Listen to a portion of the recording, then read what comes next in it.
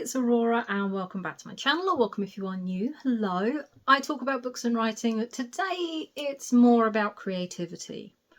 Now, as you can tell from the title of this video, Creating When Times Are Hard, this is going to be about that. So here's the thing, I am not going to go making promises that if you do these 5 things, you're going to have creativity coming out the wazoo, because they don't really work. It doesn't work like that. Because I'll say this, right? I was doing all the right things. I was getting up and doing my morning pages. I was keeping notebooks and writing whenever I got a chance. And I was working on the novel every damn day. Usually, probably like, at least 5 days a week, sometimes 6.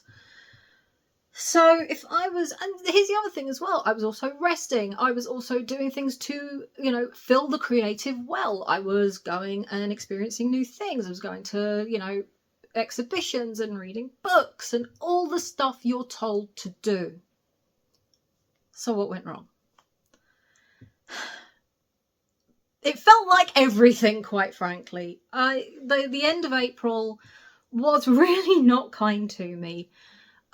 Some of it very private and I won't go into, but the straw that broke the camel's back for me was the loss of my beloved pet Tokiyami. He went after 2.5 years, long life for a hamster. He was happy, he was spoiled. It was age, yeah? This happens. Old age comes for us all eventually.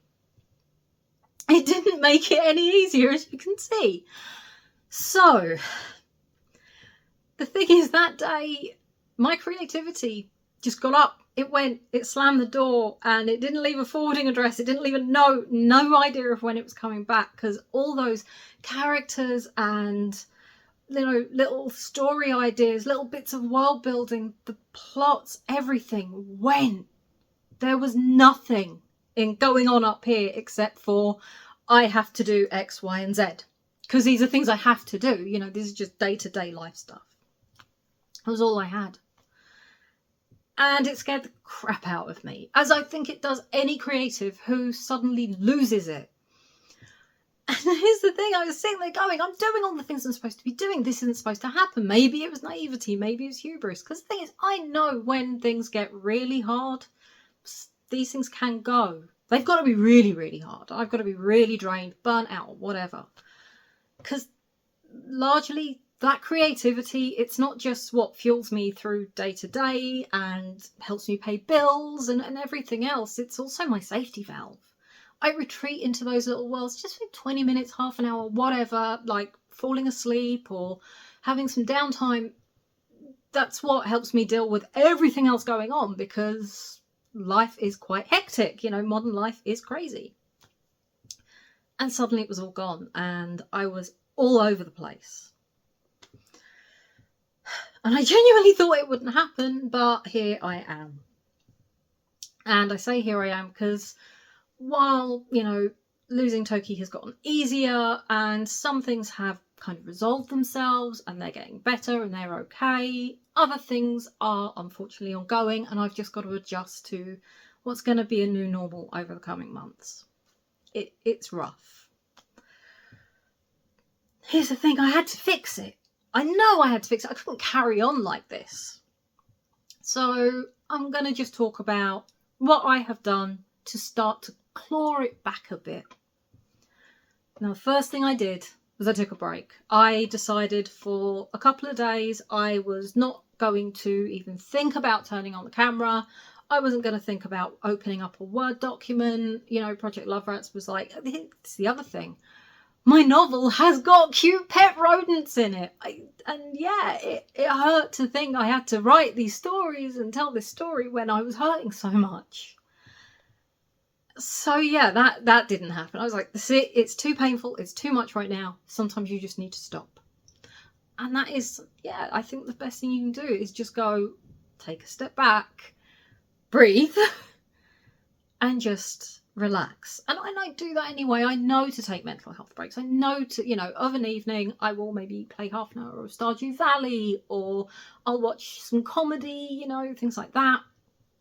I do take breaks. I'm sensible enough to know I need a break every now and again. And I did. I took a few days break. And I was very lucky. My best friend is also a writer, and he is in a position where he's got a lot of free time, and he just said, look, come over. You know, bring your laptop. If you want to write, you can write.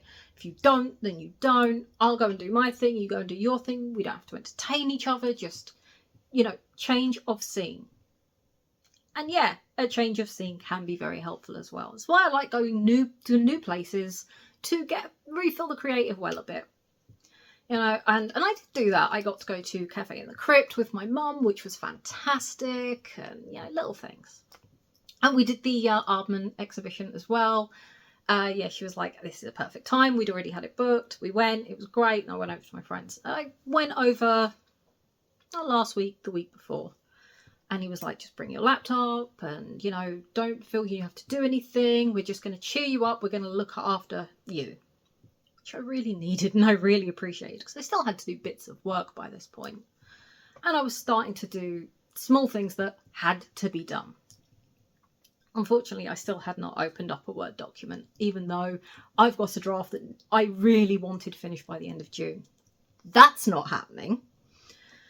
So yeah, I did that, and he was amazing, and he ended up taking me to Games Workshop, and we painted some models, and that was kind of great, because I was doing something creative, but it wasn't what I normally do. It wasn't writing, it wasn't working on YouTube or, you know, the novel or any kind of storytelling. And it was, you know, it was a nice little reset, but I was still not in a great place.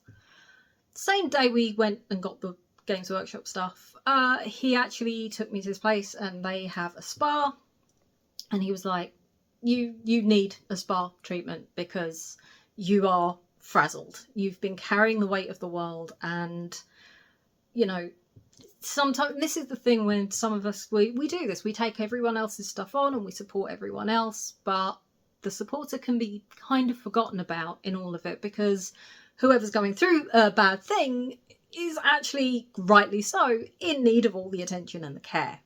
But carers kind of need some downtime too, and I was in need of it. That Friday I had an amazing spa treatment. I had reflexology massage and I had a head massage, and I did start to feel like a new person, and it did start to pull me out, and it was everything I needed. However, I still was not writing. I didn't write for 2.5 weeks. I only started writing last week. I opened up the Word document and I wrote 4,500, maybe 5,000 words a week, which, given the previous 2.5 weeks of nothing, was actually really great. You know, I finally took the time and said, I need to start doing this. And I was still carrying a notebook around, trying to write, even if I was just holding a pen in my hand, willing something, anything to come out of my noodle and onto a page. It didn't go great, I'll confess. But I kept working on it. I kept trying to do things without pushing myself and forcing myself into a position, well, you have to. Now, I'm putting my money where my mouth is, because a few weeks ago I did say, you can't wait for the muse to descend. Sometimes you got to go and hunt it down with a really big stick. And I started to feel like I was at least in a place to go and hunt the little fecker down with a really big stick. And I sat and I just opened a notebook up and had the pen in my hand and went, I don't care what is in your head, just write. Now, in this time, I was still doing my morning pages. They were mostly consisting of, why is my head so empty? Why can't I think? Why can't I write? And I knew why. I was stressed to my eyeballs. I was grieving a pet that I absolutely adored. And life had just thrown me curveball after curveball, and they were constantly just hitting me in the face. I'm going to be honest, things still feel shit. And things still hurt. And things still feel like a really big uphill struggle. I did write this morning. It's Monday morning. I did write. I am going out and hunting the muse down with a big stick. I am sitting down at my desk chair. It's facing the other way. And I'm typing on the laptop. Is what I'm writing great? I mean, not particularly. I'll admit that I'm back to working on the novel. It's okay. But I'm working on it. And that's sometimes all you can do. Just take some time, try and relax. And look, I do not make a hell of a lot of money right now. I'm on peanut money. You know, I don't even think I could afford a bag of peanuts. But removing myself and just, you know, seeing friends and talking with the people I love, and things have slowly started to get better. And I am doing other creative things. I'm trying to make myself do them some days and I don't want to. And I'm sort of going, oh, I could just stay in bed and just be miserable and grumpy. But that's not going to help. At some point, you do have to say, yes, times are hard. Things are rough. Get up, create something. Do a doodle in a notebook, in a margin, on a receipt, anything. Try something different creatively. I'm probably going to start crocheting something again just because it's still creative and it means I'm doing something. I feel a little less useless because it's the thing, when I lose my creativity, I genuinely do feel useless. This is the thing I'm good at. This is the thing that I do. When it goes away, I'm like, what do I have left? And look, this has been a little rambly. What I will say is, if you're struggling, reach out to the people you love. I did, and they have been incredibly supportive and absolutely wonderful. And it has massively helped. And they're the ones who are sitting there going, oh, well, why don't you paint a model? Why don't you crochet something? And, you know, that's what I've started doing. And my friend is sitting there going, you're right when you're ready. And he was right, you know. I had to deal with what was going on and I had to kind of regroup and think about the changes that are going to be coming over the next few weeks and months. And now here I am. It still feels really rough. It really does. Life feels rough. And I've actually even done this pretty much without any kind of script because I knew I just wanted to kind of talk and say things are hard, but we carry on. Because that's all you can do. You know, at some point, yeah, it's difficult, but you've got to say, okay, grief, I have given you enough sadness. It's time for me to start doing other things. We need to see other people.